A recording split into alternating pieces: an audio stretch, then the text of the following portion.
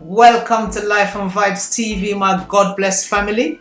Today's video upload, we're doing a real life story. This story is to do with an experience that happened to me when I was a child in Africa, in Nigeria. Okay, and when I finish telling the story, I'm also going to show you the similar story that happened halfway across the world in Jamaica. Big up this star, Jamaican star, featuring this story. It reminded me of me, so I thought I would share it with you. So the thing I realize is that when I tell my story, some people may think, oh, this is made up, this is not real. But I just want to reassure you that there is no need for me to make up any story. The stories that I tell you happen to me, actually happened to me. And I wish that you would listen to them and enjoy them if you want to take them as entertainment. If you've had any experiences that you could share with viewers and subscribers, you can hit me up on lifeandvibestv@gmail.com. and let me know, and I'll put you on the channel to share your story, okay? But every story I share and I say is real life story is exactly that, real life story, something that happened to me. And with that said, this story is called When the Mermaid Came for Me. You ready? Let's go. So, growing up in Africa, in Nigeria, in a village called Item, there was an old folks' tale that the elders used to tell to the children. And one of them was that when you go to the river, do not go to the deep end to swim.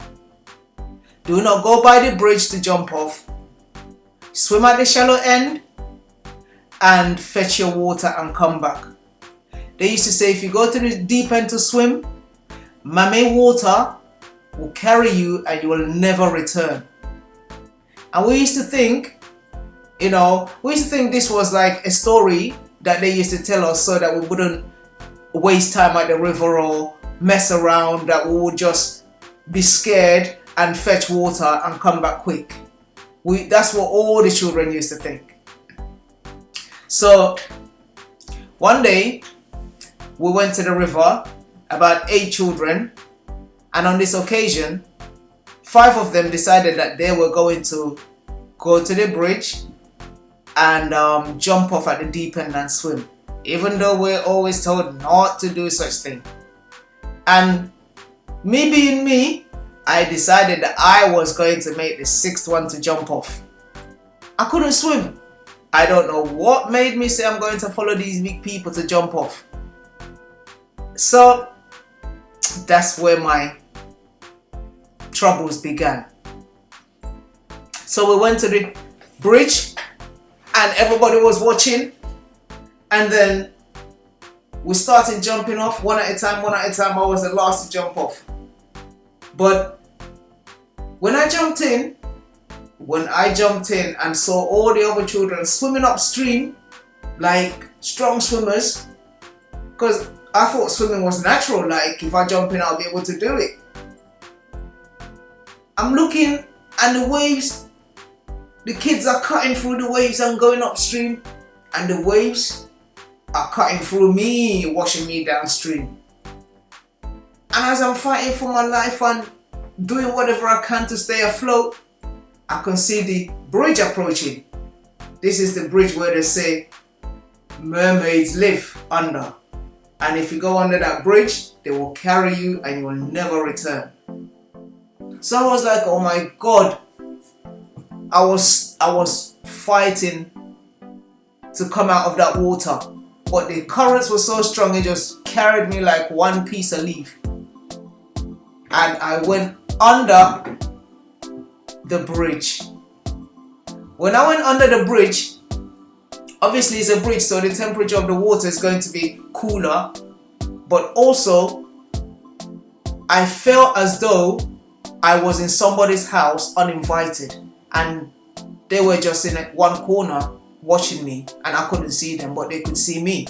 That's the exact feeling that I got. So, for a while I thought, who is watching me? And I tried to look around, but I couldn't see because the water, and I just wanted to be alive. So as the waves washed me under the bridge, I grabbed onto the verge and the bank and pulled myself up through growth and leaves and stuff. And I ran across the road and ran back on the other side to the shallow end, and everybody was saying, see, there's UK, there's no mermaid under the bridge. No mermaid didn't carry her away. All those people, all those stories, they're lying. They've been lying to us. Those are not true stories. So we just laughed about it at the river, and we fetched water, had a swim, and then we all went home. So that night, I fell asleep, and the next morning, they couldn't wake me. Like, I was alive in myself, but I couldn't talk, I couldn't eat, I couldn't walk, I was bedridden. Like I was in a coma. Yeah? And then first my mom and dad tried and took me to all the hospitals that they were aware of. You know, got me all the medications, prescriptions over a period of 3 weeks.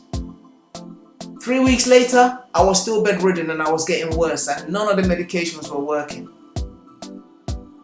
So 6 weeks later, I felt like I was dying, and I heard my mom say to my dad, she's dying. We have to do something. And then I heard my dad say, let's take her to the natural healer. So that was the plan. And I thought to myself, you can't be serious. You're taking me to that man that every child in the village is scared of? Like, I remember when we were going to school, we'll meet. Me and my friends would meet as we were going to school in the morning, and we would take a shortcut behind the back of my house to cut through to the school. Now, when we walked through the shortcut and we got to the part where this natural healer man lived, everybody would just start running. You would just run, save yourself. Yeah? Because we were scared of this guy. We don't see him, we don't know, we've never seen him, but we just heard, just like the mermaid, the healer man is up there, right? So we just used to run past that place and go to school because of fear, right? And I'm thinking, and this is where they're taking me to? But anyway, like they said, they tried all the natural man-made medicine and nothing had worked. So they carried me up into this bush, and this man came out of one little mud hut. Yeah, and he came out with a wooden pot and a razor blade, right? And I'm looking at this razor blade thinking, where is he going with that? It was coming to me with the razor blade. So what he did was, he took the razor blade and he sliced my hands, my fingers, my toes, my face. Like he sliced them one. I'm not even sure if you can see, but let's see if you can see. Let's see if you can find one. Can you see? I can see. Can you see this one? This finger? They're faded, but if you can see the one, this, right? Yeah, see that one there? This one. That's the ones, yeah? All over my fingers. They're healed now. All over my fingers, slash 111, 111, 1111, and everywhere he cut, he would take blood from. I didn't understand what was happening. I just wanted to be well and go to school and play with my friends. So when he did that, he put all the blood in that pot, and then he gave that blood to my mom, and he said to my mom, at 12 midnight, you and UK walk from your house, round the village, and come back in. And do not look back, do not speak to anybody, and do not talk to each other. That was the instruction he gave. Don't look back, don't talk to nobody, don't talk to each other. So at 12 midnight, it's like, my mom looked at me and she was like, UK, you heard what the man said, right? And I was like, yes, mom. And she's like, okay, now we have to go. So we left the house and walked around the whole village until we came to the river. And then when we was coming to the river, because my mom was slightly ahead of me. Obviously I'm small, so my steps are smaller. So she was slightly ahead of me. So when she came near the river first, I heard her call me. She was like, UK. So I thought, well, why is she calling me? She knows we're not supposed to talk. Why is she calling me? So, and she didn't look back because I was like a couple steps behind her. She didn't look back as she called me. So I'm thinking, okay, you didn't look back, so you know when we're not supposed to look back. So why are you calling me? But I didn't answer her. I just kind of ran up to catch up with her. And when I caught up with her, I looked up at her sideways and realized she's not looking at me. So I thought, she didn't call me. Maybe I'm hearing things. And then we kept walking, and then we got near the bridge. You know, the bridge that we had been jumping off to swim. And then she called me again, but she called me more hastily this time, like, UK. I was like, whoa. And it was louder this time, like more persistent. And then I looked at her again, and then I said, but it's not my mom, but it's my mom's voice. But what's happening? And then I just ran to her and held onto her hand, because I'm thinking, this is like unnatural stuff, like I don't even know what to call it. And as I held onto her hand and we crossed the bridge, this was like actually a scream of my name, like when my mom is annoyed with me and she's, you know, like when somebody shouts your name, that's what happened, like, UK! I was like, what the hell?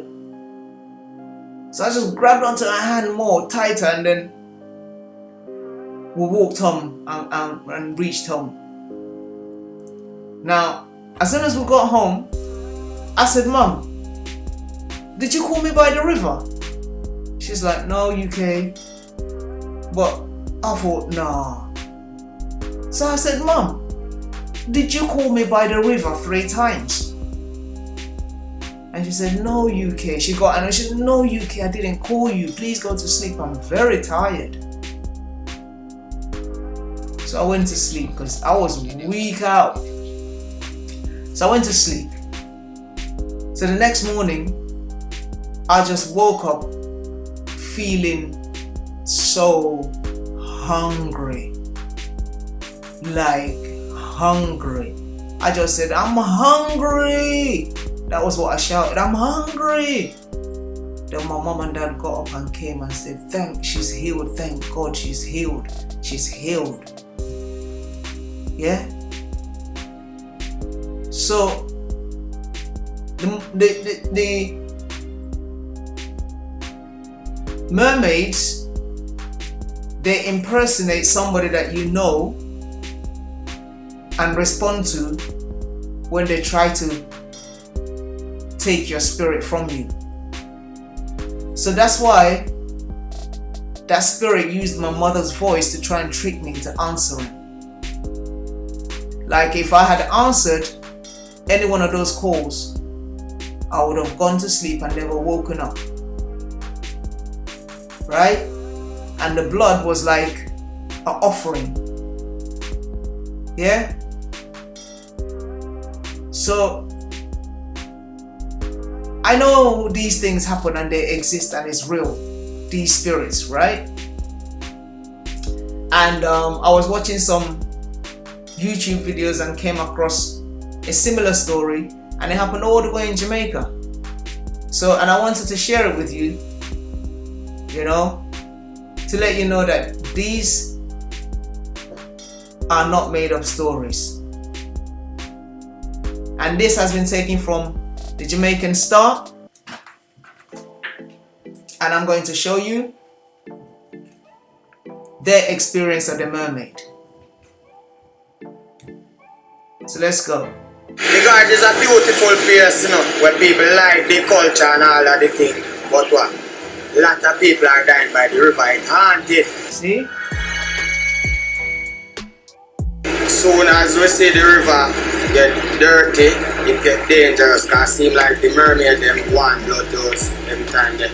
So what we really see happen, we see a lot of vehicles running off in the river and stuff, and a lot of people getting killed by the river them time there. So we don't know if it's a sacrifice or what, or the mermaid, but we see how some people come alongside by the river and sprinkle blood on them stuff in the river and thing, and we have to run them, even though a flat bridge come, and after that 7 people we see drown down there, people just run off, so we don't know what going on. When they were killing the road, did they do anything to No, we never see them kill anything or run any blood.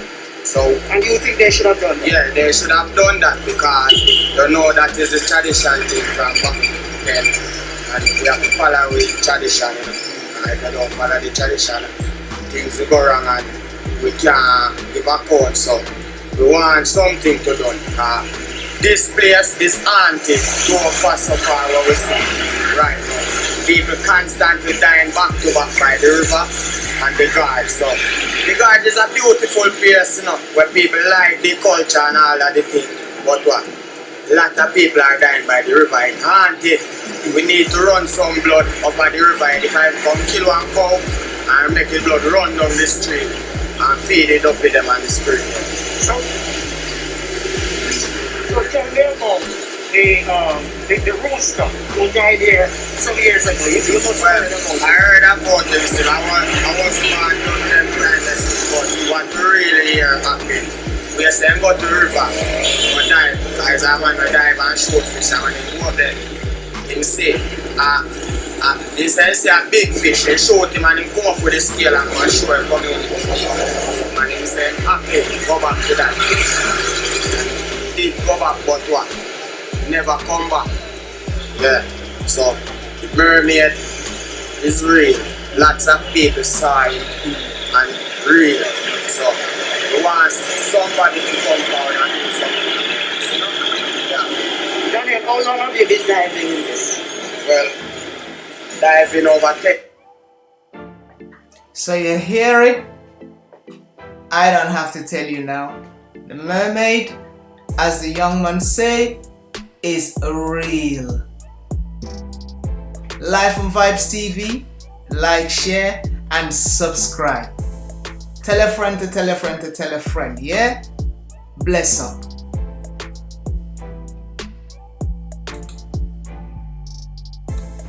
Life on Vibes TV, Lady to the King. Watch it. Boy, better know. Tune in, like, share, and subscribe. We're here. Life, good vibes for the friends and family. Tune in. Life on Vibes.